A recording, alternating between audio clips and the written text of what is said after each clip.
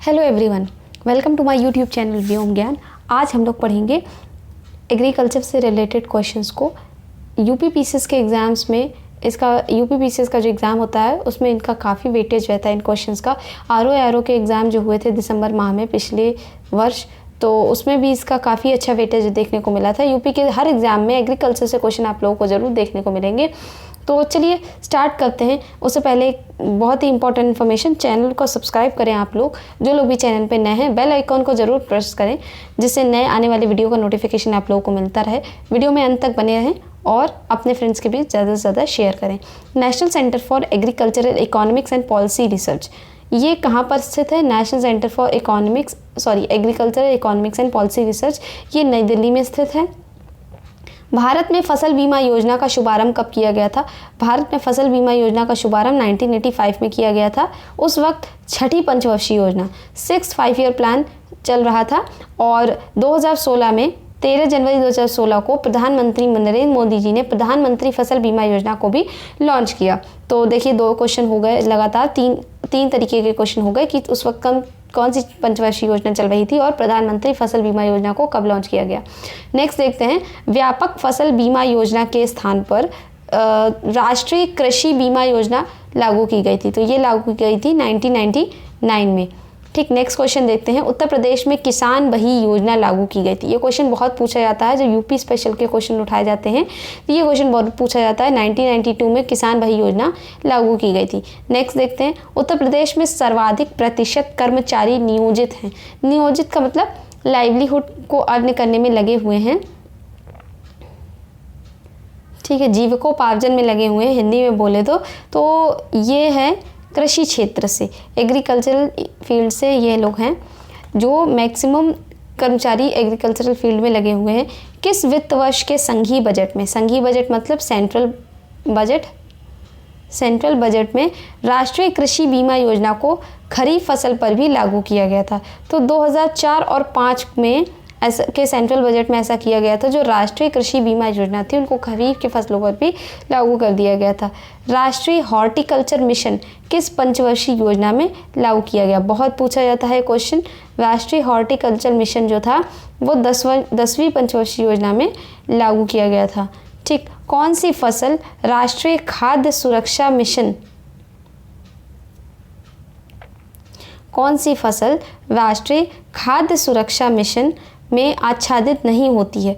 तो नहीं है, तो जो मोटे अनाज राष्ट्रीय खाद्य सुरक्षा मिशन में इंक्लूडेड नहीं है। ठीक, नेक्स्ट देखते हैं, सब्जी वाली फसलों के लिए कैसा बाजार उपयुक्त होता है? सब्जी वाली फसलों के लिए अति अल्पकालिक, जो शॉर्ट टर्म पीरियड वाला जो बाजार होता है वो इसमें उपयुक्त होता है। नेक्स्ट देखते हैं, किस पंचवर्षीय योजना में कृषि ने ऋणात्मक विकास दर प्रदर्शित की थी? जो थर्ड 5-year प्लान था, थर्ड 5-year प्लान उसमें जो थी एग्रीकल्चरल में नेगेटिव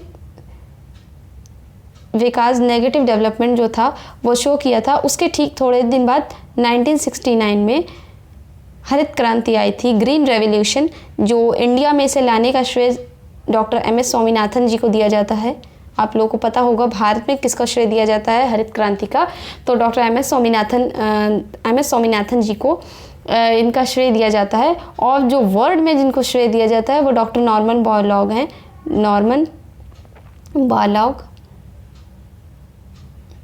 मैक्सिको के थे ये। मैक्सिकन गेहूं की प्रजाति में की वजह से ही हरित क्रांति में इतना ज़्यादा उत्पादन देखने को मिला था। तो मैक्सिको के थे डॉक्टर नॉर्मन बोरलॉग, ये भी पूछा जाता है क्वेश्चन। और मैक्सिकन गेहूं का उपयोग किया गया था। ठीक है, नेक्स्ट देखते हैं, प्रधानमंत्री द्वारा प्रस्तावित द्वितीय हरित क्रांति में सम्मिलित नहीं है। क्या? कृषि में विदेशी मुद्रा के सीधे निवेश को प्रोत्साहन, निवेश मतलब इन्वेस्टमेंट, कृषि में विदेशी मुद्रा के सीधे निवेश को प्रोत्साहन नहीं दिया गया था द्वितीय पंचवर्षीय योजना में। वर्ष 2006 में पारित अधिनियम के अनुसार सूक्ष्म उपक्रमों के लिए निवेशित सीमा कितनी है? तो वर्ष 2006 में पारित अधिनियम के अनुसार सूक्ष्म उपक्रमों के लिए निवेश की सीमा है ये 25 लाख से अधिकतम नहीं है, 25 लाख तक की है। ठीक है, निम्नलिखित में से हम क्या समझते हैं? भारत ने राष्ट्रीय खाद्यान्न सुरक्षा प्राप्त कर ली है, परंतु पारिवारिक सुरक्षा प्राप्त नहीं की है। तो खाद्यान्न स्टॉक पर्याप्त है, इस बात से हम लोग ये समझते हैं कि खाने के लिए हमारे पास पर्याप्त अनाज है, परंतु सभी परिवारों को उसे प्राप्त करने में समर्थ नहीं है। खाने के लिए तो हम लोग के पास पर्याप्त साधन हैं, पर्याप्त अनाज है, लेकिन सभी लोग उसे खरीद कर खा सकें इतनी आमदनी लोगों के पास नहीं है। ठीक है, नेक्स्ट देखते हैं राष्ट्रीय कृषि आयोग। राष्ट्रीय कृषि आयोग की स्थापना की गई थी 1965 में। राष्ट्रीय कृषि आयोग की स्थापना कब की गई थी? 1965 में। और उसके स्थान पर यानी कि एग्रीकल्चरल प्राइस कमीशन की, अगर इंग्लिश में बोला जाए, एग्रीकल्चरल प्राइस कमीशन की स्थापना 1965 में की गई थी। और उसके स्थान पर 1985 में इसको अपग्रेड करके 1985 में कमीशन फॉर एग्रीकल्चरल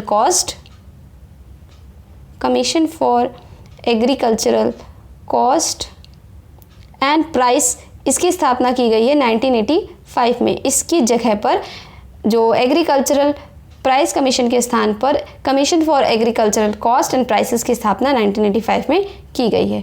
चलिए नेक्स्ट देखते हैं। जिस पर सरकार खाद्यान्न का क्रय करती है वो होता है क्या?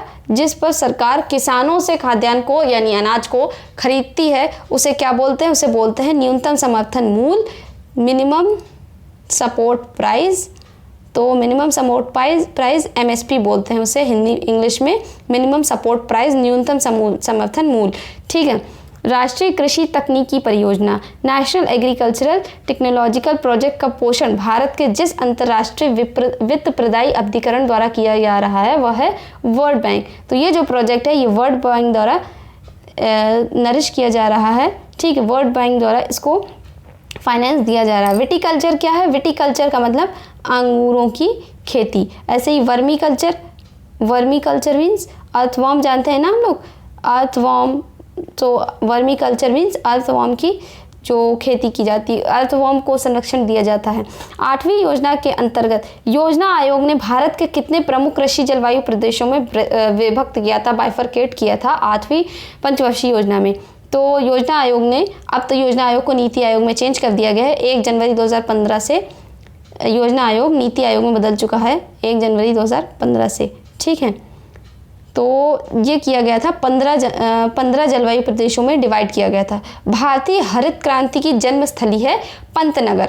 पंतनगर का यहाँ जो है जन्मस्थली है, मतलब भारतीय हरित क्रांति की जो जन्मस्थली है वो शुरुआत कहाँ से की गई थी? तो पंतनगर से शुरुआत की गई थी। भारत में हरित क्रांति जब प्रारंभ हुई, जब इनिशिएट की गई, तो उससे संबंधित थे प्रधानमंत्री उस वक्त की थी इंदिरा गांधी जी, MS स्वामीनाथन और C सुब्रमण्यम। ठीक है, नेक्स्ट देखते हैं। हरित क्रांति से सर्वाधिक जो लाभान्वित राज्य थे वो कौन थे? वो ये बिल्कुल याद रखिएगा आप लोग, पंजाब, हरियाणा और पश्चिमी उत्तर प्रदेश। यहीं पर जो खाद्यान्न था, ज़्यादातर हरित क्रांति में बड़े किसानों को फ़ायदा हुआ था, क्योंकि वो लोग इस किस्म की जो गेहूं की किस्म थी मैक्सिकम में, जो MS स्वामीनाथन ने बाहर से, क्योंकि MS स्वामीनाथन जी को ही श्रेय दिया जाता है हरित क्रांति को भारत में लाने के लिए, तो बड़े किसान ही ज़्यादा इससे लाभान्वित हुए थे हरित क्रांति से, क्योंकि वही इतने सक्षम थे कि वो उस तरीके के बीजों को खरीद सके, high yielding variety of seeds को वो खरीद सके। तो ज़्यादातर जो लाभान्वित स्टेट्स थे वो थे पंजाब, हरियाणा और पश्चिमी उत्तर प्रदेश। ठीक, नेक्स्ट देखते हैं। कृषि करने की प्रक्रिया जो पर्यावरण संरक्षण में सहायक है वो है जैविक खेती, जिसे ऑर्गेनिक खेती बोलते हैं। और जो खरपतवार होते हैं, पेस्टिसाइड्स जैसे, तो क्योंकि वो केमिकल्स उनमें यूज़ किया जाता है, तो इसके लिए कहीं ना कहीं मृदा की जो उर्वरता है वो घटती चली जाती है, मिट्टी की उपजाऊपन होता है घटती चली जाती है। तो ऑर्गेनिक खेती करनी चाहिए जिससे कि कृषि करने की प्रक्रिया पे पर्यावरण में सहायक हो। ठीक है, NAFED क्या है? निफेड क्या है? कृषि विपणन से है, यानी कृषि मार्केटिंग से है। कृषि लागत और मूल्य आयोग CACP। ठीक है, कृषि commission for agricultural cost and prices, ये क्या है? ठीक, कृषि मूल्यों का स्थिरीकरण, कृषकों के लिए सार्थक वास्तविक आय स्तरों का सुनिश्चय एवं लोक विपणन वितरण पद्धति के माध्यम से उपभोक्ताओं को आवश्यक कृषि पण्य उचित दरों पर उपलब्ध करवाकर उनके हितों की रक्षा करना। ठीक है, ये मैंने बताया ना, इसकी स्थापना कब की गई थी? 1985 में की गई थी एग्रीकल्चरल प्राइस कमीशन के स्थान पर। तो ये प्राइसेस पे ही फोकस रखते हैं, किसानों को किसी तरीके से नुकसान ना हो और कृषि मूल्यों पे, मतलब उनको अपनी जो फसल है उसका अच्छा से अच्छा दाम मिल सके। तो यही जो CACP का उद्देश्य, ऑब्जेक्टिव यही है। खाद्यान्नों का न्यूनतम समर्थन मूल्य यानी MSP की संतुष्टि देता है कृषि लागत एवं मूल्य आयोग। यही ही MSP डिसाइड करते हैं, ये जो आयोग है, ये कमीशन है, MSP यही डिसाइड करते हैं। कृषि लागत एवं मूल्य आयोग ही MSP डिसाइड करते हैं। हर फसल को जब किसानों से खरीदा जाता है, सरकार खरीदती है। तो भारत में कृषि को वित्त देने वाली शीर्ष संस्था है जो नाबार्ड, जो बैंक है नाबार्ड। ठीक है, ये कृषि और जो कृषि को, जो किसानों को जो ऋण दिया जाता है, वो यही संस्था किसानों को देती है, नाबार्ड। ये कृषि को ही वित्त प्रदान करती है, फाइनेंस देती है। ठीक है, भारतीय कृषि की निम्न उत्पादकता का क्या कारण नहीं है? तो सहकारी कृषि, जो भारतीय कृषि की निम्न उत्पादकता का कारण नहीं है, वो है सहकारी कृषि।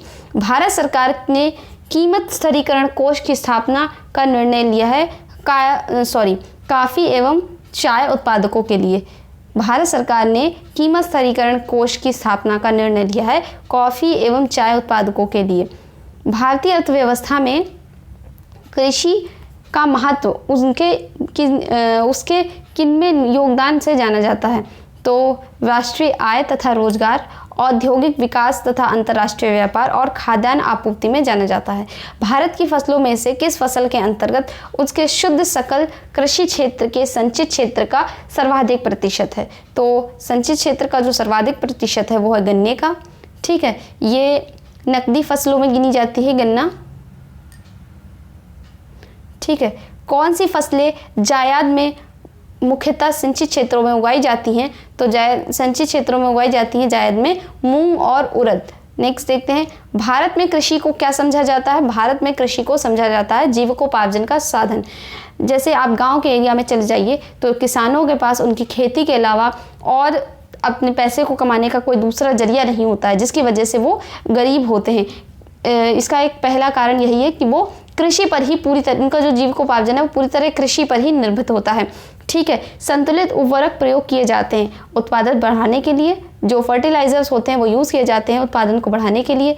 ठीक, खाद्य की गुणवत्ता उत्पन्न करने हेतु भूमि की उत्पादकता को बनाए रखने के लिए, जिससे उत्पादन भी बढ़े हैं और खाद्य की गुणवत्ता भी बनी रहे, साथ ही साथ भूमि की उर्वरता यानी कि भूमि का उपजाऊपन भी बना रहे।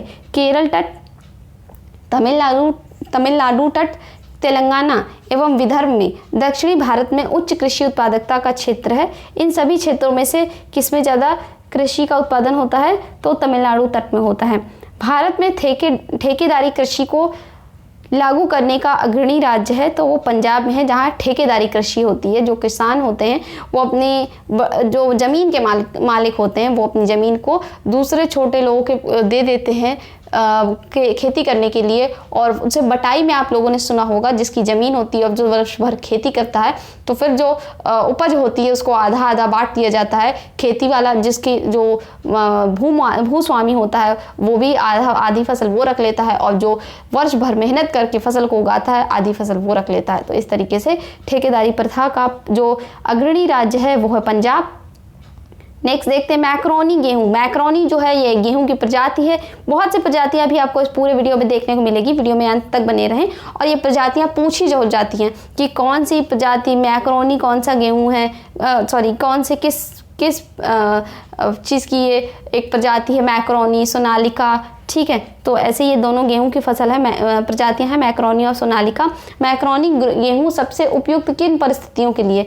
असिंचित परिस्थितियों के लिए, मतलब असामान्य परिस्थितियां हैं जहां पर पानी की कमी है और थोड़ी सी मिट्टी में भी एवरेज है कि गेहूं के लिए उपयुक्त नहीं उगाने के लिए। तो जो मैक्रोनी प्रजाति है गेहूं के लिए वो असिंचित परिस्थितियों में गेहूँ जो मतलब अगर अनफेवरेबल बोल दिया जाए, अनफेवरेबल कंडीशंस में मैक्रोनी गेहूँ की खेती की जाती है। गेहूँ हो गए, चावल हो गए, गेहूँ हो गए, चावल, चीनी, दालों में से सामान्यतः किसका भारत में निर्यात नहीं होता है? तो दालों का निर्यात नहीं किया होता है। भारत जो है दालों का सर्वाधिक उपभोक्ता भी है और सर्वाधिक उत्पादकता भी करता है भारत। तो उपभोक्ता भी है, जो जितनी भी वो उत्पादन करता है वो उसका भी उपभोग ही कर लेता है भारत। तो दालों का निर्यात हमारे यहाँ से नहीं किया जाता है। ट्रिटिकेल जो है ये प्रजाति है जो गेहूं की प्रजाति है, इसे मानव द्वारा निर्मित यानी आर्टिफिशियल प्रजाति बोला जाता है। तो ये ट्रिटिकेल है, गेहूँ और राई से निर्मित की गई है। ठीक है। कृषि उत्पादकों की मांग पाई जाती है स्थायित्वहीन, कृषि उत्पादों की मांग पाई जाती है स्थायित्वहीन में। ब्लास्ट, टिक्का, डस्ट, रस्ट में से कौन सा एक गेहूं की फसल का रोग है? ये भी क्वेश्चंस बहुत पूछे जाते हैं कि कौन से जो रोग हैं वो किस फसल में पाए जाते हैं। ये जो रोग है रस्ट रोग, ये गेहूं में पाया जाता है। आप लोग ध्यान रखिएगा, रस्ट रोग गेहूं में पाया जाता है। नेक्स्ट देखते हैं, नेक्स्ट क्वेश्चन देखते हैं हम लोग। कल्याण सोना, जैसे कि मैंने आप लोगों को भी बताया, मैक्रोनी गेहूं की फसल है, प्रजाति है। और सोनालिका भी मैंने बताया था, ये भी गेहूं की प्रजाति है। तो एक और इंक्लूड कर लीजिए, कल्याण सोना, ये भी गेहूं की ही प्रजाति है। ठीक है। भारत में कौन से राज्य चावल का सबसे बड़ा उत्पादक है? वर्ल्ड में यदि बात की जाए, जो राइस का लीडिंग प्रोड्यूसर है वो है चाइना। और इंडिया में बात की जाए तो राइस का जो लीडिंग प्रोड्यूसर है, इंडिया में जो बात की जाए, जो लीडिंग स्टेट है प्रोड्यूसिंग में चावल का, तो वो है पश्चिम बंगाल। ठीक है। जूट में भी पश्चिम बंगाल का ही आगे हाथ है, जूट उत्पादन में भी पश्चिम बंगाल आगे है। मसूर, अलसी, सरसों एवं सोयाबीन में से कौन सी खरीफ की फसल है? मैंने आप लोगों को ग्राम विकास एवं परियोजना वाला जो वीडियो था उसमें मैंने आप लोगों को रबी और खरीफ की फसल को बारे में बताया था। वीडियो का लिंक आपको डिस्क्रिप्शन बॉक्स में दिया हुआ है, आप लोग वीडियो को ज़रूर देखें, क्योंकि जो परीक्षा है लेखपाल की वो 19 जून को होने वाली है। तो आप लोग पढ़ते रहिए, इस वीडियो को भी पूरा अंत तक देखें, लाइक ज़रूर करें। ठीक है। तो जो सोयाबीन है जिसमें मैक्सिमम क्वांटिटी में प्रोटीन पाया जाता है, वो खरीफ की फसल है, सोयाबीन। आप लोग सोयाबीन के बारे में एक बात और ध्यान रखिएगा, किसी भी चीज़ में, मांस हो गया, अंडे हो गए, मछली हो गई, किसी भी चीज़ में इतना प्रोटीन नहीं पाया जाता है जितना कि सोयाबीन में पाया जाता है। तो सोयाबीन में ही मैक्सिमम क्वांटिटी में प्रोटीन पाया जाता है। भारतवर्ष में चावल की खेती उन क्षेत्रों में होती है जहां वर्षा कितनी होती है? 100 सेंटीमीटर से अधिक। तो आप लोगों ने देखा होगा जून जुलाई के समय ये चावल बोया जाता है। ठीक है ना। और जहाँ 100 सेंटीमीटर से अधिक वर्षा होती है उसे वहीं पर ये बोया जाता है। अक्टूबर नवंबर के आसपास इसकी कटाई की जाती है। ठीक। भारत में चावल की खेती के अंतर्गत सर्वाधिक क्षेत्र पाया जाता है उत्तर प्रदेश में। उत्तर प्रदेश में ही चावल के अभी हम लोगों ने बात की कि लीडिंग स्टेट कौन सा है। लीडिंग स्टेट तो पश्चिम बंगाल है, लेकिन जो एरिया सर्वाधिक कवर कर रहा है प्रोडक्शन में, चावल के प्रोडक्शन में, तो वो उत्तर प्रदेश है। उत्तर प्रदेश में सर्वाधिक एरिया कवर किया जाता है। कपास के रेशे प्राप्त होते हैं किससे? बीज से। ये क्वेश्चन बहुत इंपॉर्टेंट है। कपास के रेशे किससे प्राप्त होता है? उसके बीजे से। अब कपास है क्या? कॉटन। ठीक, कॉटन है। कॉटन, क्योंकि कपास, आप लोग एक चीज़ ध्यान रखिएगा, कपास से काली मिट्टी, काली मिट्टी, कपास का उत्पादन वहीं किया जाता है जहां काली मिट्टी प्रचुर मात्रा में पाई जाती है। तो गुजरात के एरिया में, गुजरात हो गए, महाराष्ट्र हो गए, वहाँ पर काली मिट्टी क्योंकि पाई जाती है, तो कपास का उत्पादन, कॉटन का प्रोडक्शन किया जाता है और उसके जो रेशे प्राप्त होते हैं वो बीज से प्राप्त किए जाते हैं। भारत में शक्कर का कटोरा, शक्कर का प्याला या बोल ऑफ शुगर कहलाता है, ये उत्तर प्रदेश कहलाता है। बहुत अच्छे से ध्यान रखिएगा, वीडियो में अंत तक बने रहें और शेयर ज़रूर करें अपने फ्रेंड्स के बीच। देखिए, अच्छे से अच्छा कंटेंट लेकर मैं आती हूँ, तो आप लोगों को शेयर करना ये आप लोगों का काम है, बिकॉज शेयरिंग इज केयरिंग। चलिए नेक्स्ट देखते हैं। निम्नलिखित में से किन कारकों ने उत्तरी भारत से दक्षिणी भारत में चीनी उद्योग के स्थानिक स्थानांतरण की में सहायता की है? क्योंकि जो दक्षिण भारत है वहाँ चीनी मिलें ज़्यादा हैं। तो ठीक है, यहाँ कुछ देखते हैं हम लोग। गन्ने के प्रति एकड़ उच्चतर उत्पादन, गन्ने में शर्करा का अधिक होना यानी शुगर का अधिक होना। ठीक है, एक बात और आप लोग ध्यान रखिए, यदि पाला पड़ जाता है तो उसमें जो गन्ने में होती है शुगर की क्वांटिटी गिर जाती है, ये आप लोग ध्यान रखिएगा। पेराई का अधिक लंबा मौसम, ठीक, पेराई मतलब जो गन्ने से रस को निकाला जाता है। और सस्ता श्रम, ये कौन से अधिक जो वजहें हैं जिसकी वजह से उत्तर भारत से दक्षिण भारत में कृषि उद्योग का स्थानांतरण हुआ है? तो पहला, दूसरा और तीसरा, यानी कि गन्ने का प्रति एकड़ उच्चतर उत्पादन, वहाँ उत्पादन ज़्यादा अच्छा होता है प्रति एकड़ में। और दूसरा है गन्ने में शर्करे का अधिक होना, जो शुगर की क्वांटिटी, वहाँ जो गन्ना पैदा होता है उसमें शुगर की क्वांटिटी ज़्यादा होती है। और थर्ड नंबर बात की जाए तो पेराई का अधिक लंबा मौसम, तो वहाँ पेराई का मौसम भी बहुत लंबा होता है। ठीक है, नेक्स्ट क्वेश्चन देखते हैं। चना, सरसों, कपास, गेहूं में से राजस्थान किन वस्तु का देश में प्रमुख उत्पादक है? तो जो राजस्थान है वो सरसों का, अभी मैंने बताया गुजरात जो है लीडिंग है कपास में, गेहूं उत्तर प्रदेश भी और पंजाब भी, और जो सरसों है वो लीडिंग है राजस्थान जो लीडिंग है वो सरसों के प्रोडक्शन में लीडिंग है। भारत को 3/4 से अधिक कच्चा रेशम प्राप्त होता है। कहाँ से? भारत को 3/4 यानी 3/4 में कहाँ से कच्चा रेशम प्राप्त होता है? तो रेशम कहाँ से प्राप्त होता है? सहतूत के पेड़ में रेशम का कीड़ा पाला जाता है, आप लोगों को पता होना चाहिए। कर्नाटक और आंध्र प्रदेश से 3/4 जो होता है रेशम प्राप्त किया जाता है कर्नाटक और आंध्र प्रदेश से। नेक्स्ट देखते हैं मूंगा रेशम, ये किस्म है रेशम की जो पूरे विश्व में केवल भारत में ही मिलती है। वो कहाँ पर मिलती है? भारत के किस स्टेट में मिलती है? मूंगा रेशम जो भारत की एक किस्म है जो पूरे वर्ल्ड में सिर्फ इंडिया के पास है, और वो भी असम में मिलती है। नेक्स्ट देखते हैं, भारत में रबड़ का सबसे बड़ा उत्पादक कौन सा है? भारत में जो रबड़ का सबसे बड़ा उत्पादक है वो है केरल। और वर्ल्ड में बात की जाए तो वर्ल्ड में जो लीडिंग है वो है थाईलैंड रबड़ के प्रोडक्शन में। और केरल के बाद जो बचा कुचा पार्ट है वो, यानी केरल के बाद तमिलनाडु भी रबड़ के प्रोडक्शन में उसको फॉलो करता है। नेक्स्ट देखते हैं, किस राज्य में कहवा की खेती का क्षेत्र सर्वाधिक पाया जाता है? तो कहवा की खेती का जो सर्वाधिक क्षेत्र पाया जाता है वो कर्नाटक में पाया जाता है। नेक्स्ट देखते हैं, विश्व में चाय के उत्पादन और उपभोग में भारत का स्थान रहा था? तो वर्ल्ड में चाय के उत्पादन में इंडिया 2nd नंबर पे है। चाय के प्रोडक्शन में यानी टी के प्रोडक्शन में इंडिया 2nd नंबर पे है।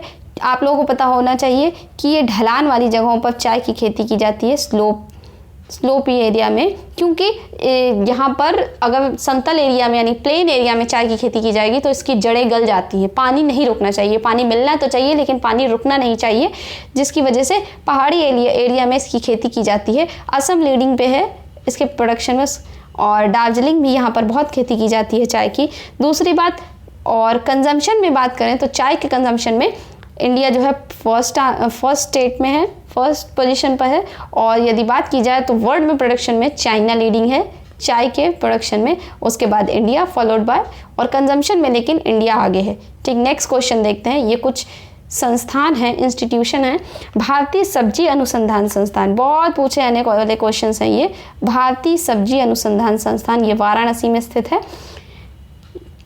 Indian institute of vegetable research, Indian institute of vegetable research, English में भी सुन लीजिए, Indian institute of vegetable research, ठीक, वाराणसी में स्थित है। भारतीय दलहन अनुसंधान संस्थान अपना कानपुर, भारतीय दलहन अनुसंधान संस्थान Indian institute of pulses research ये कानपुर में स्थित है, IIT कानपुर के नज़दीक ही है। भारतीय गन्ना अनुसंधान संस्थान Indian institute of sugar research ये लखनऊ में स्थित है। भारतीय बागवानी अनुसंधान संस्थान Indian institute of horticulture research ये बेंगलुरु में स्थित है।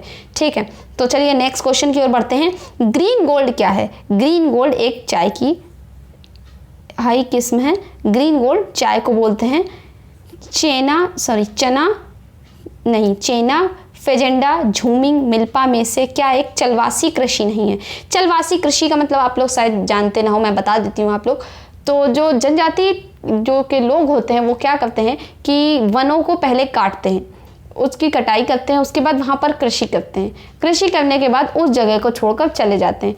तो क्योंकि वन भी वहाँ से कट गए, कृषि वहाँ पर पहले की वहाँ पर अब नहीं कर रहे हैं, तो इस तरीके से भूमि का नुकसान होता है और फिर वो दूसरी जगह जाकर कृषि करने लगते हैं, वहाँ पर वन को काटते हैं, फिर वहाँ पर कृषि करते हैं, तो इस तरीके से नुकसान होता है, तो उसे चलवासी कृषि बोलते हैं। तो ये देखते हैं कि यहाँ पर कौन सी चलवासी कृषि नहीं है। फजेंडा, जो फजेंडा है वो ब्राज़ील में कॉफ़ी के खेती को बोला जाता है फजेंडा। ब्राज़ील में कॉफ़ी के खेतों को बोला जाता है फजेंडा। ठीक, नेक्स्ट देखते हैं कौन सी आम की किस्म दशहरी और क्रॉस नीलम के क्रॉस से विकसित की गई है। दशहरी और नीलम के क्रॉस से विकसित की गई है। ये विकसित की गई है आम्रपाली। आम्रपाली, जो आम की भी बहुत सारी प्रजातियां हैं, दशहरी और नीलम के क्रॉस से जो विकसित की गई है वो है आम्रपाली। नेक्स्ट देखते हैं भारत का वह राज्य जो अनाज उत्पादन में अधिकतम दान करता है। तो मैंने, जैसे कि आप लोगों को पता है कि उत्तर प्रदेश में मैक्सिमम खेती की जाती है, मैक्सिमम ज़मीन पर खेती की जाती है। तो भारत का वह राज्य है जहां अनाज उत्पादन में मैक्सिमम अपना शेयर देता है। फसल का प्रकार जिसमें हवा से नाइट्रोजन संचित करने की क्षमता होती है। जो फसल का एक प्रकार जिसमें हवा से नाइट्रोजन संचित करने की जो क्षमता होती है वो होती है दलहनी फसलों में। दलहनी फसलें जो दाल होती हैं, दाल और चने, सोयाबीन, ये सब दलहनी फसलें हैं। नेक्स्ट देखते हैं हम लोग क्वेश्चन, गेहूं, गुजरात गेहूं, गन्ना, बाजरा, नारियल में से किस एक में मुख्य उत्पादकों में से एक है। गुजरात जो है वो किस में से एक है। तो गुजरात जो है गेहूं, गन्ना, बाजरा और नारियल के उत्पादन में बाजरा में लीडिंग है गुजरात। ठीक है, नेक्स्ट देख लेते हैं, इसमें मैच करना था। तो डायरेक्टरेट ऑफ साइंस रिसर्च ये हैदराबाद में है। डायरेक्टरेट ऑफ व्हीट रिसर्च ये करनाल में है। डायरेक्टरेट ऑफ मेज रिसर्च यानी मक्का का रिसर्च नई दिल्ली में है। डायरेक्टरेट ऑफ पल्सेस रिसर्च ये कानपुर में है। ठीक है, नेक्स्ट क्वेश्चन देखते हैं, ईरी रेशम क्या है, ये असम में पाई जाती है। मूंगा रेशम भी असम में पाई जाती है। रेशम के प्रजातियां हैं। तो ईरी रेशम ये असम में पाई जाती है। मूंगा रेशम भी असम में पाई जाती है। सहतूत रेशम कर्नाटक और टसर रेशम जो है झारखंड में पाई जाती है। ठीक है, नेक्स्ट देखते हैं मालवीय चमत्कार एक प्रजाति है। अब ये ध्यान रखिएगा, जितनी भी प्रजातियां क्वेश्चन शीट में आ रही हैं आप लोग बिल्कुल अच्छे से ध्यान रखिएगा, प्रजातियां बहुत पूछी जाती हैं एग्जाम में। मालवीय चमत्कार एक प्रजाति है अरहर की। किसकी? अरहर की जो दाल होती है, मालवीय चमत्कार इसकी प्रजाति है। प्रसंस्करण हेतु आलू की सबसे अच्छी किस्म है। आलू की जो सबसे अच्छी किस्म है वो है कुफरी चिप्सोना 2। क्या? कुफरी चिप्सोना 2। चिप्सोना आलू आप लोगों ने अक्सर नाम सुना होगा। कुफरी चिप्सोना 2 जो है ये प्रसंस्करण के लिए सबसे अच्छी किस्म है। नेक्स्ट देख लेते हैं, ये भी यहाँ पर जो है किस्म ही है। अरहर जो बहार जो है अरहर की किस्म है। अलसी की जो किस्म है वो नीलम। मूंगफली की किस्म है पंत L 406 और सरसों का जो किस्म है वो है वरुणा। नेक्स्ट देख लेते हैं ललित। ये क्वेश्चन पूछा गया था लेखपाल की परीक्षा में। ललित एक उन्नत किस्म है किसकी? अमरूद की। ललित एक उन्नत किस्म है अमरूद की। नेक्स्ट देख लेते हैं, निर्यात हेतु आम की पसंदीदा प्रजाति है। जो निर्यात की जाती है उसमें आम की जो पसंदीदा प्रजाति है वो है अल्फांसो प्रजाति। आप लोगों ने अक्सर जो फ्रूटी और जो ऐड होते हैं मैंगो ड्रिंक्स के उसमें सुना होगा अल्फांसो आम से बना हुआ। तो अल्फांसो आम यही है, निर्यात के लिए पसंदीदा है अल्फांसो आम। कैटरीना कैफ ज़्यादा ऐड करती है, ऐसे आप लोग ध्यान रखिएगा। भारत में प्रथम कृषि विश्वविद्यालय की स्थापना हुई थी पंतनगर में। भारत में प्रथम कृषि विश्वविद्यालय की स्थापना हुई थी पंतनगर में, जो कि उस समय तत्कालीन कंटेम्प्रेरी उत्तर प्रदेश में था। आज वर्तमान में प्रेजेंट में उत्तराखंड में है। ठीक, नेक्स्ट क्वेश्चन देखते हैं, केंद्रीय खाद्य तकनीकी अनुसंधान संस्थान। ठीक, ये कहाँ पर है? मैसूर में। केंद्रीय खाद्य तकनीकी अनुसंधान संस्थान ये मैसूर में स्थित है। हैंडबुक ऑफ एग्रीकल्चर प्रकाशित होती है। हैंडबुक ऑफ एग्रीकल्चर प्रकाशित होती है भारतीय कृषि अनुसंधान परिषद में ये प्रकाशित होती है। ये बुक हैंडबुक ऑफ एग्रीकल्चरल भारतीय कृषि अनुसंधान परिषद में प्रकाशित होती है। भारत में विकसित प्रथम बौनी धान की किस्म है। तो जो धान है उसकी बौनी किस्म है भारत में विकसित की गई है ये, तो वो है जया। जया जो पहले तो ये याद रखिएगा कि जया जो किस्म है, जया जो नाम है ये धान की किस्म का नाम है और ये पहली बौनी किस्म की धान है जो भारत में विकसित की गई है। नेक्स्ट देखते हैं, भारत में जूट उद्योग प्रमुखता केंद्रित है पश्चिम बंगाल में। जूट का उत्पादन ही पश्चिम बंगाल में सबसे ज़्यादा किया जाता है, तो वहीं पर उसका उद्योग भी केंद्रित है। ठीक है, अरहर का जन्म स्थान है। अरहर कहाँ पर? अरहर का जन्म स्थान क्या है? तो अरहर जो है भारतवर्ष में ही उत्पादित की गई थी। अरहर का जन्म स्थान भारतवर्ष ही है। लौंग की खेती होती है केरल में। लौंग की खेती की जाती है केरल में, ठीक है। और इसका जो खाने योग्य भाग होता है, आपने देखा होगा कली, इसका जो लौंग का जो खाने योग्य भाग होता है वो कली ही तोड़ी जाती है उसकी, ठीक। भारत में तंबाकू के सबसे बड़े उत्पादक 2 राज्य हैं, गुजरात और आंध्र प्रदेश। भारत में जो तंबाकू के सबसे बड़े उत्पादक राज्य हैं वो है आंध्र प्रदेश हैं। कौन सी फसलें अधिकांशतः निर्वाह मूलक कृषि के अंतर्गत पैदा की जाती हैं? मोटे अनाज और चना। जो निर्वाह मूलक कृषि के अंतर्गत जो पैदा की जाने वाली फसलें हैं वो है मोटे अनाज और चावल। धान, बरसीम, गेहूं, मूंगफली की फसलों में जिप्सम की अधिक मात्रा आवश्यक होती है। किसमें मूंगफली जिप्सम की अधिक मात्रा आवश्यक होती है? तो मूंगफली की फसल में। नेक्स्ट देख लेते हैं, निम्नलिखित मसालों में से भारत किनका सबसे बड़ा उत्पादक है? निम्नलिखित जो मसाले हैं उनमें भारत किसका सबसे बड़ा उत्पादक है? तो भारत जो उत्पादक है सबसे बड़ा वो है काली मिर्च का, इलायची का, लौंग का या अदरक का। इसमें कथन और कारण है, भारत में दालों की कमी है परंतु प्रोटीन की नहीं। ये कोई लॉजिक तो हुआ नहीं। दालों की जो मांग है, सॉरी ये तो नेक्स्ट क्वेश्चन हो गया। निम्नलिखित मसालों में से भारत किनका सबसे बड़ा उत्पादक है? तो भारत जो उत्पादक है वो है काली मिर्च का और अदरक का।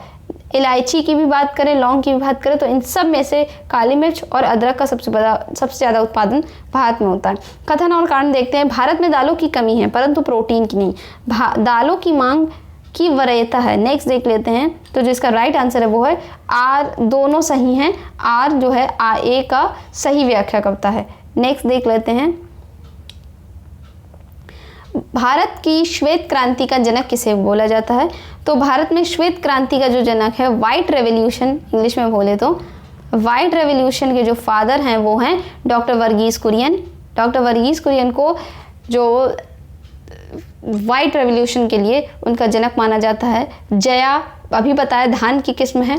पद्मा, कृष्णा किस अनाज की उन्नत किस्म है? जया जो है भारत में निर्मित धान की बौनी किस्म है, पहली जगह निर्मित की गई है। पद्मा और कृष्णा ये अनाज की किस्म है धान की, याद रखिएगा आप लोग। नेक्स्ट देखते हैं, एक फसली कृषि विशेषता होती है व्यापक अन्य कृषि की। एक फसली कृषि जो विशेषता है वो व्यापक अन्य कृषि की है।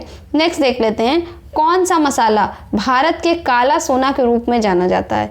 कौन सा मसाला है जो ब्लैक गोल्ड के नाम से जाना जाता है? तो इसकी बात करें, अभी जैसा कि हम लोगों ने पढ़ा, इंडिया लीडिंग है काली मिर्च और अदरक के प्रोडक्शन में, तो काला सोना के रूप में जाना जाता है काली मिर्च को। स्टॉक फार्मिंग क्या है? पशुओं का प्रजनन। स्टॉक फार्मिंग क्या है? पशुओं का प्रजनन। दलहनी फसलों का मुख्यतः उत्पादन एवं उपभोक्ता है। जैसा कि मैं बता चुकी हूँ कि भारत जो है दलहनों का दालों का सबसे बड़ा प्रोड्यूसर भी है और कंज्यूमर भी है, तो भारत है, ठीक है। कौशल किस फसल की उन्नत किस्म है? ये आ गई फिर से एक नई किस्म, कौशल मूंगफली की एक किस्म है। नेक्स्ट देख लेते हैं, शक्तिमान 1, शक्तिमान 2 आनुवांशिक परिवर्तित फसलें हैं मक्का की फसल है, ठीक है। शक्तिमान 1 और शक्तिमान 2। पूसा सुगंधा 5 एक सुगंधित किस्म है धान की। जैसे कि नाम में है सुगंधा, तो आप लोग नाम से ही पहचान लीजिए सुगंधा धान की फसल होगी, क्योंकि कभी कभी चावल जो बासमती चावल पकते हैं तो कितनी प्यारी सी सुगंध आती है उसमें। कृषि में युग्म पैदावार का आशय डैश को उगाने से है विभिन्न मौसमों पर 2 फसलें। युग्म पैदावार का क्या मतलब है? 2 फसलें उगाई जानी चाहिए विभिन्न मौसमों पर। पंजाब, हरियाणा, उत्तर प्रदेश एवं सिक्किम में से किस एक को छोड़कर सभी ने कृषि भूमि का प्रतिशत अधिक है? क्योंकि सिक्किम एक छोटा स्टेट है तो वहाँ पर ही सभी जो है कृषि में प्रतिशतता कम है, और सिक्किम ही जो पहला ऐसा स्टेट है जिसने ऑर्गेनिक खेती को अपनाया है। ये आप लोगों को पता होना चाहिए, सिक्किम। नेक्स्ट देख लेते हैं, धारणी कृषि का अर्थ है भूमि का इस प्रकार उपप्रयोग कि उसकी गुणवत्ता अनुक्षण बनी रहे, ठीक है।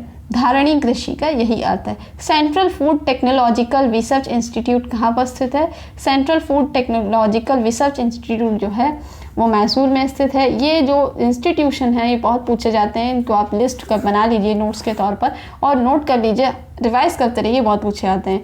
राष्ट्रीय बागवानी बोर्ड या परिषद की स्थापना की गई थी 1984 में। राष्ट्रीय बागवानी बोर्ड की स्थापना की गई थी 1984 में। नॉर्मन अर्नेस्ट बोरलॉग, जो भारत की हरित क्रांति के जनक माने जाते हैं, किस देश से थे? संयुक्त राज्य अमेरिका से। ठीक, नेक्स्ट देख लेते हैं। हरित क्रांति से अभिप्राय है उच्च उत्पादक वैरायटी प्रोग्राम, हाई यील्डिंग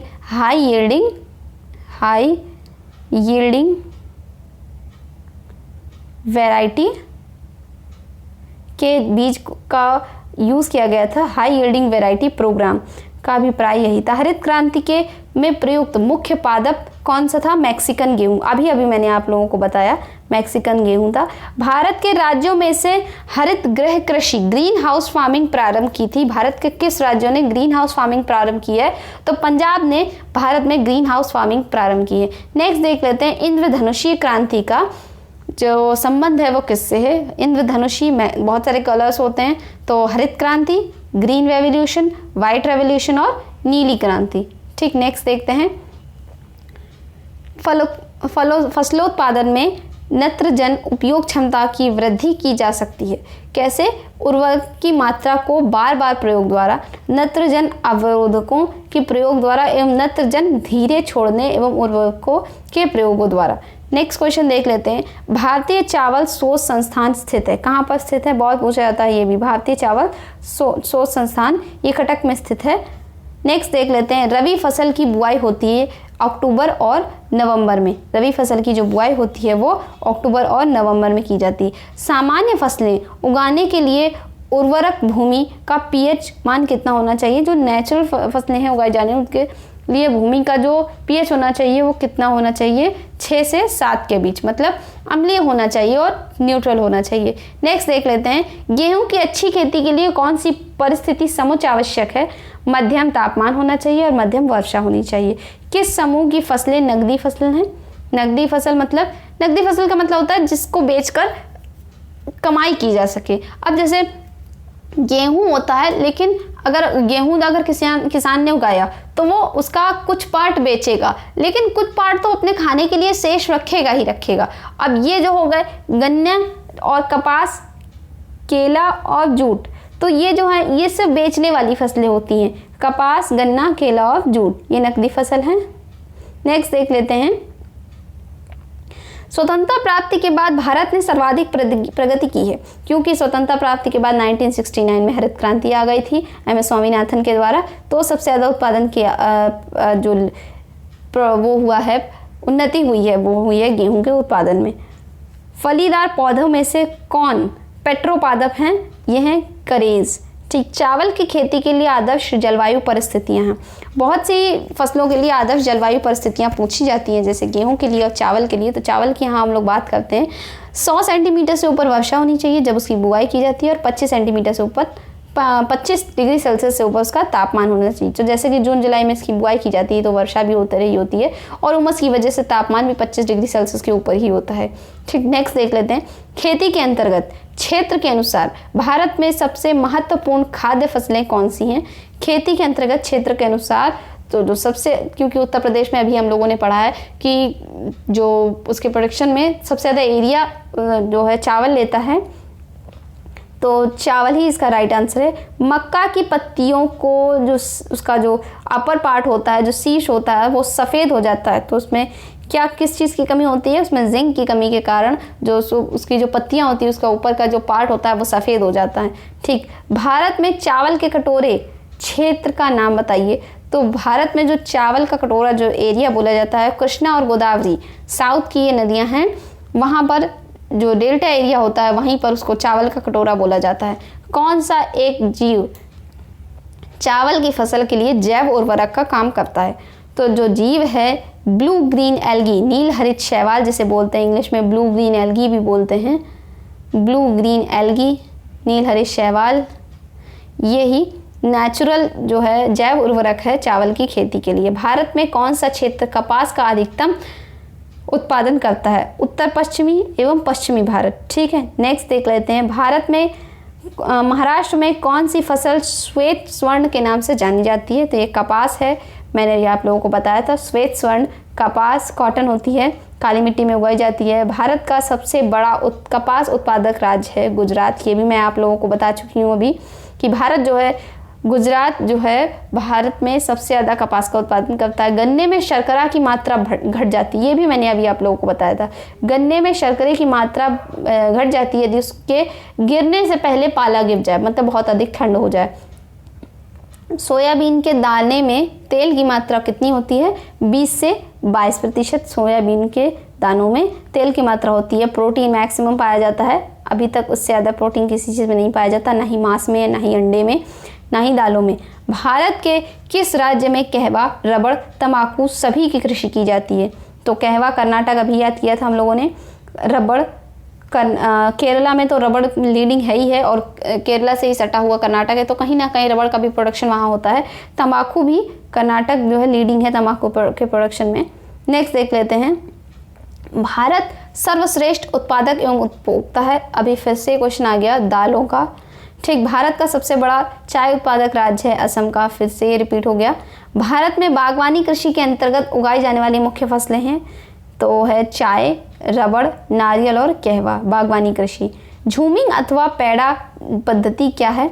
जंगल काटकर खेती करने के लिए सूखने को छोड़ना। जंगल काट दिए, खेती कर ली, फिर जब हो गई खेती तो उसको खुला छोड़ के ऐसे ही चले जाना, दूसरी जगह पर ये खेती करना, तो ये झूमिंग और कृषि कहलाते हैं। झूमिंग सर्वाधिक व्यवहाररत है नागालैंड में। तो झूमिंग कृषि जो कि कहाँ की जाती है? सर्वाधिक नागालैंड में की जाती है।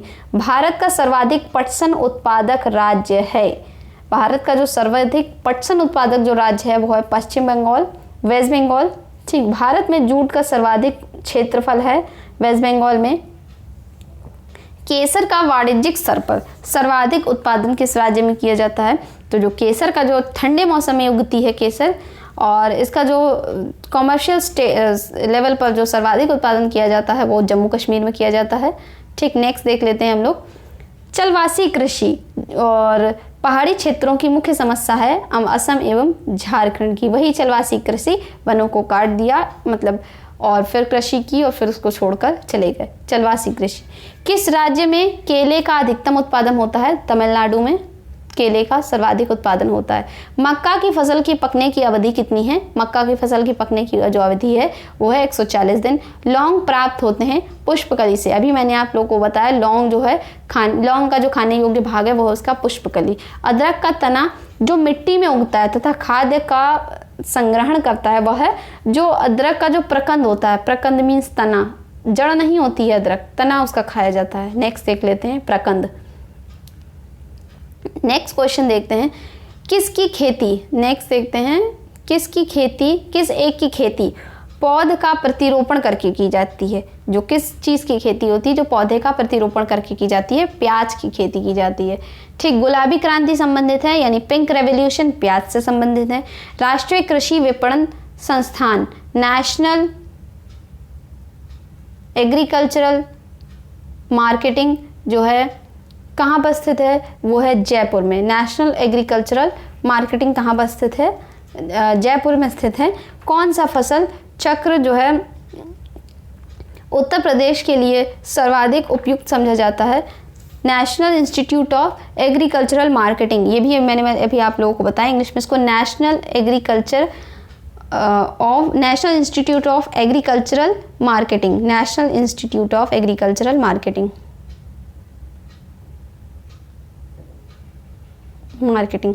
ठीक, ये जो जयपुर में स्थित है। कौन सा फसल चक्र पूर्वी उत्तर प्रदेश के लिए सर्वाधिक उपयुक्त है? फसल चक्र का मतलब जिससे भूमि की उर्वरता बनी रहे और जो है जो प्रोडक्शन भी हो वो भी मैक्सिमम हो। तो धान के बाद मक्का लगाते हैं किसान और फिर गेहूं लगाते हैं। ये इसी एक चक्र में लगाते हैं क्योंकि किसी एक फसल की डिफरेंट रिक्वायरमेंट होती है। किसी को नाइट्रोजन ज़्यादा चाहिए होता है, किसी को फास्फोरस ज़्यादा चाहिए होता है, किसी को लाइम ज़्यादा चाहिए होता है, और मिट्टी में ये भी चीज़ें होती हैं। तो ये सभी चीज़ें प्रचुर मात्रा में बनी रहे तो पहले धान फिर मक्का लगाया जाता है और फिर गेहूँ लगाया जाता है। ये उत्तर प्रदेश में ही सबसे ज़्यादा चलता है। विश्व में फल उत्पादन में भारत का क्या योगदान है? विश्व में फल उत्पादन में भारत का जो योगदान है वो है 12.6%। विश्व में फल उत्पादन में भारत का योगदान है 12.6%। नेक्स्ट देखते हैं हम लोग, भारतीय कृषि में निम्न उत्पादकता का क्या कारण है। भारतीय कृषि में निम्न उत्पादकता का कारण है आवश्यकता से अधिक लोगों का कृषि कार्यों में लगा रहना, जोत का छोटा आकार होना और उत्पादन की पिछड़ी तकनीक, जो टेक्नोलॉजी है वो भी किसानों को नहीं मुहैया हो पाती है क्योंकि उनके पास पैसों की कमी है। ठीक, नेक्स्ट देखते हैं, सब्जी के लिए काम आने वाले पौधों का अध्ययन क्या कहते हैं। ओलेरीकल्चर।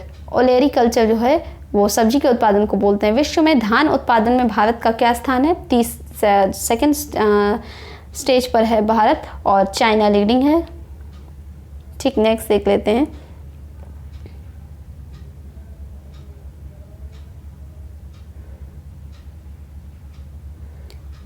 हाँ, तो दलहनी फसलों के लिए संतुलित खाद का जो अनुपात है NPK, नाइट्रोजन, फास्फोरस और पोटेशियम, जो इन लोगों का जो रेशियो है वो क्या होना चाहिए दलहनी फसलों के लिए 1:2:2। नाइट्रोजन, फास्फोरस और पोटेशियम के लिए क्या होना चाहिए 1:2:2 के लिए। सब्जी उत्पादन में भारत का विश्व में कौन सा स्थान है। तो सब्जी उत्पादन में भारत का जो विश्व में स्थान है वो है सेकंड। एक ऐसा क्षेत्र जहां वार्षिक वर्षा 200 सेंटीमीटर से अधिक होती है और ढलाव पहाड़ी पर स्थल है, खेती के लिए उपयुक्त है। चाय के लिए, जैसा कि मैंने आप लोगों को बताया, चाय के लिए ढलानी वाली एरिया चाहिए होती है। पूसा बोल्ड एक प्रजाति है, किस चीज़ की, सरसों की प्रजाति है पूसा बोल्ड। सरसों में कौन लीडिंग था, गुजरात लीडिंग था सरसों में। ठीक, मटर की पत्ता विहीन प्रजाति क्या है। मटर की जो पत्ता विहीन प्रजाति है वो है अपर्णा। बरानी द्वीप किसकी प्रजाति है, ये धान की प्रजाति है बरानी द्वीप। बहार अभी हम लोग पढ़ चुके हैं कुछ देर पहले, बहार एक प्रसिद्ध प्रजाति है अरहर की। भागीरथी घाटी, भागीरथी मतलब गंगा नदी, घाटी में राजमा एवं आलू की खेती प्रारंभ करने का श्रेय दिया जाता है विल्सन्स को। जो गंगा नदी का जो एरिया है, मैदानी एरिया है, वहाँ पर राजमा और आलू की खेती का प्रारंभ करने का जो श्रेय दिया जाता है वो विल्सन्स को दिया जाता है। नेक्स्ट चलिए पढ़ते हैं,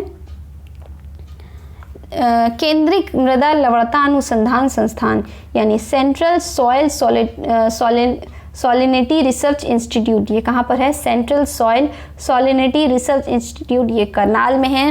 नेक्स्ट देख लेते हैं, केंद्रीय कंद फसल अनुसंधान संस्थान, केंद्रीय ट्यूबर क्रॉप्स रिसर्च इंस्टीट्यूट यानी central tuber crops research institute, ये तिरुवनंतपुरम केरला में है। अंतर्राष्ट्रीय चावल अनुसंधान संस्थान, इंटरनेशनल राइस रिसर्च इंस्टीट्यूट, ये मनीला में है। और केंद्रीय शुष्क क्षेत्र अनुसंधान संस्थान, central arid zone research institute, ये जोधपुर में है। नेक्स्ट देख लेते हैं, सदाबहार क्रांति यानी ग्रीन रेवोल्यूशन भारत में कृषि उत्पादन बढ़ाने के लिए प्रयोग में लाई गई थी MS स्वामीनाथन के द्वारा। हरी खाद के लिए सबसे उपयुक्त फसल है कौन सी, जो हरी खाद बनाती है वो है सनई। भारतीय कृषि का इतिहास किसने लिखा, बहुत अच्छा क्वेश्चन है ये, भारतीय कृषि का इतिहास लिखा है MS रंधावा जी ने। नेक्स्ट देख लेते हैं हम लोग,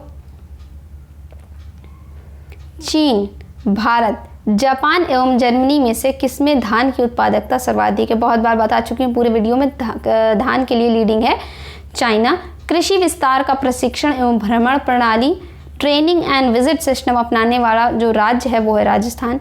कृषि विस्तार के लिए, जो एग्रीकल्चरल के एक्सपेंशन के लिए जो प्रशिक्षण एवं ट्रेनिंग एंड विजिट सिस्टम जो अपनाने वाला जो फर्स्ट स्टेट है वो है राजस्थान।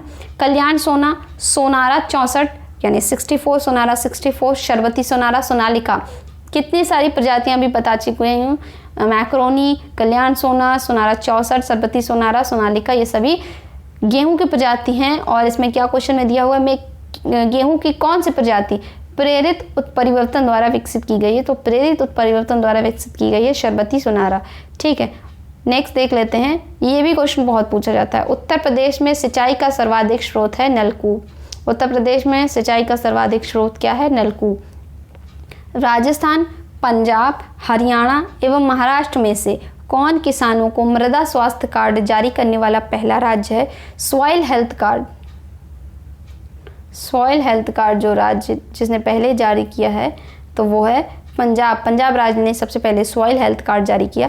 भारत सरकार के कृषि एवं सहकारिता विभाग द्वारा रेनफेड एरिया डेवलपमेंट कार्य किस वर्ष प्रारंभ किया गया, तो रेनफेड एरिया डेवलपमेंट प्रोग्राम जो है 2011 एवं 12 से प्रारंभ किया गया है। नेक्स्ट देख लेते हैं, मही सुगंधा किसकी फसल है, जैसे कि सुगंधा वर्ड फिर से आ गया है, तो सुगंधा धान की फसल होती है, मही सुगंधा धान की फसल है। पूसा RS10, पूसा सुगंधा 3, पूसा बासमती, पूसा सुगंध 5 कौन सी बासमती चावल की संकर प्रजाति है? तो ये देख लीजिए कितनी सारी चावल की प्रजातियां आप लोगों को फिर से जानने को मिल गई।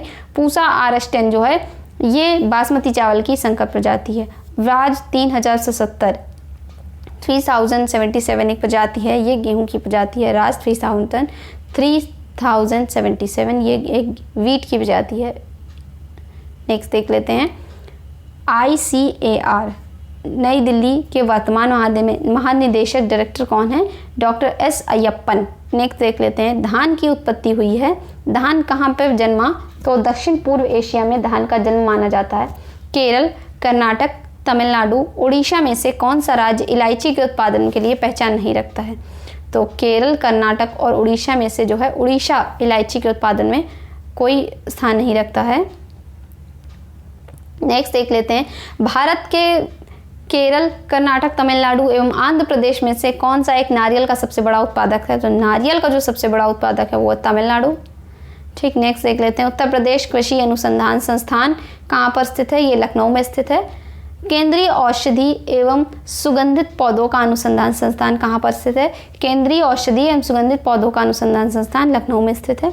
नेक्स्ट देख लेते हैं उत्तर प्रदेश में आलू अनुसंधान केंद्र किस जिले में स्थित है? उत्तर प्रदेश में आलू अनुसंधान केंद्र मेरठ में स्थित है। नेक्स्ट देख लेते हैं साधारणता ऑरो बैंकिंग खरपतवार, ठीक है, जो पेस्टिसाइड्स है खरपतवार और बैंकी के पाया जाता है। तंबाकू की खेती में इसका उपयोग लाया जाता है। ठीक, नेक्स्ट देख लेते हैं सबसे अधिक प्रोटीन पाया जाता है। अभी बताया कितने बार? सोयाबीन के दानों में।